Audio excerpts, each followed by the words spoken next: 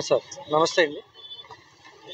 నిన్న ఈవినింగ్ నేను కావేరీ బస్కి 9:20కి ఇక్కడ టికెట్ తీసుకుని మన JNTU opposite Bharat petrol bunk దగ్గర బస్సు ఎక్కాను. మెయిన్ మాకు ఇచ్చిన బస్సు రాలేదు, ఇంకొక బస్సు ఎక్కించి తీసుకెళ్లారు. మళ్ళీ వై జంక్షన్ వచ్చాక మాకు ఏ నెంబర్ బస్సు ఇచ్చారో ఆ బస్సులోకి మార్చారు సార్. ఆ తర్వాత మామూలుగా బస్సు కంటిన్యూ వెళ్ళిన తర్వాత ఒక్కసారి 10 ఆ టైంకి ఒకసారి వాష్రూమ్కి ఆపారు. తర్వాత మేము అలా స్టార్ట్ అయ్యాక మేము పడుకుని పోయాము. కరెక్ట్గా 2-2:30 మధ్యలో నేను లాస్ట్ సీట్ నాదండి, బ్యాక్ ఎండింగ్ సీట్ నాదే. 2-2:20 ఆ మధ్య టైంలో ఇలాగా లోపల తలుపులు దబదబా గుద్దుతున్నారండి. నా బ్యాక్ డోర్ అద్దాలను గుద్దుతున్నారు. ఇలా మెలుకొచ్చి చూసేటప్పటికి అంత పొగ, లోపల ఏమి ఎవరు కనబడతలేదు. ఎందుకు గుద్దుతున్నారు ఎవరు అనేటప్పటికే ఓ కేకలు అరుపులు లోపల. ఎవరు ఇంకా ఆడోళ్ళు మగవాళ్ళు అందరూ లోపలంతా వాకింగ్ చేసి ప్లేస్ ఉంది కదా, వాక్ చేసుకుంటూ లోపల వాక్ చేసి ప్లేస్లో అందరూ ఉన్నారు. ఏ డోర్లు ఓపెన్ అవుతలేదండి.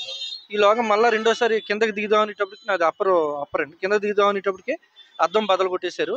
వాళ్ళిద్దరూ దూకుతా పాటు నన్ను కూడా చెయ్యట్టుకుని కిందకి లాగేశారు. నా వెనకాల కూడా ఇంకొక ఆయన కూడా నా మీద పడిపోయారు. కింద పడిపోయాక ఒక 2-3 నిమిషాలు ఏం మాకేం తెలియలేదు. అప్పుడు బస్సు పక్క ఆపి ఉందండి. లేచి చూసేటప్పటికి ఆల్రెడీ ఫ్రంట్ అంతా కాలిపోయి ఫైర్ అయిపోయి పేలిపోతుందండి. టప్ టప్ టప్ సౌండ్లతో పేలిపోతుంది.